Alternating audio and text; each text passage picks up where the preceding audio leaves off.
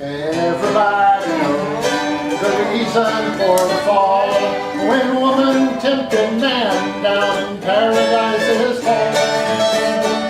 Theodora tempted him and took him for a ride, and like the lonely fox, well, he needs a place to hide. She walks through the thorn leading down to the river. Her hair shone like gold in the hot morning sun. She took all the love that a poor boy could give her, and left me to die like a fox on the run. Like a fox, on the run. I do have a small passage to read. So, as you might have learned from the song, Theodora was 6th century Empress of Constantinople, but she started, you know, as the bearkeeper's daughter, a courtesan, and really kind of lowest of the low and worked her way up, but we're not there in this part of it. So the emperor is Justin, who is this illiterate former soldier, and Justinian is the one who becomes emperor and marries Theodora later on. But so Justinian really engineered the rise of his uncle, but at this point it's just, you know, verboten that Justinian and Theodora should at least be at all be alive. But he has invited her to a banquet because she is reformed. She is now penitent and converted, and so she wants to be accepted in society. But as you can imagine, her reception is not so great. So we start with the banquet. There. As musicians played lively tunes on lyre, organ, and flute, slaves passed platters of delicacies. A foursome of men put their heads together and whispered, gesturing towards Theodora. "I'd know that rump anywhere," Ariomagus said. "It's Theodora, the actress. You remember Pompeii? She performed her Leda in the Swan act the night your uncle died. What a sussy act, it nearly killed me too." "No," said Probus, Anastasius' other nephew, who had attended the memorable banquet. "It can't be. Justinian wouldn't dare invite a stripper. I'll bet she carries every venereal disease in Galen's inventory. Do you think she's contagious?" They laughed, anticipating the juicy gossip he planned to dine out on. "An actress, an erotic dancer? Oh, with the straight-laced count? It's too delicious." He leaned over to stage whisper to his companion, the scribe Procopius.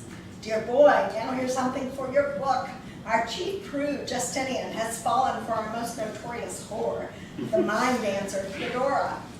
Procopius remembered Theodora's recent dismissal of his advances and her disrespectful reference to a best-forgotten incident in his past. His fingers itched to record the outrage of her presence at the banquet. "I've heard the slut has no shame." He smacked his lips, devouring a plump olive. "Should we ask her to perform her specialty dance?" Ariomagus dug his elbow into Probus' side. Probus recoiled, fearing a nasty bruise. He held his chilled silver goblet on the site of the injury. "Careful there." "Oh, I need a suitable sentiment to recite for this scene," Pompey said. "But there's nothing the least bit suitable about bringing a harlot to the emperor's banquet. Wait, I have it. Let greatness own her, and she's despise it no more." "Despise shall certainly remain, no matter if she's Count Justinian's whore," Probus set his expression to a prim frown. "One simply doesn't consort socially with a prostitute, even if one is a close relation of the emperor. One consorts extracurricularly with a prostitute, and Theodora is one I personally would like to consort with." Licking his lips over the juicy thigh of a roast chicken. "Have you ever seen a form and face so enchanting? She's filled out a bit, if I recall. Germanus, what do you say about your cousin taking up with such a woman? Is he bewitched?" "How should I know?" Germanus said, his voice gruff. "Bewitched, besotted, beguiled, at least he'll never be bored." Juliana leaned over to inquire what was enlivening the men's conversation. Pompey was bursting to tell. He incorporated his most vague hand gestures into his declaration, fanning himself with his spread fingers. "Justinian's companion, my dear princess, is none other than the infamous courtesan, Theodora of the Hippodrome." It felt like something that was just happening now, but the thing is she linked like all the images and everything was totally linked to the time. Yeah. And the little sort of snips that people would say, everything reminded you of the world you were in. And that was just so, I was super impressed. Having written an historical novel myself, I have to say I am so impressed with the research in Carol's novel. It is absolutely remarkable. I don't know what her sources were, but I can't wait to find out.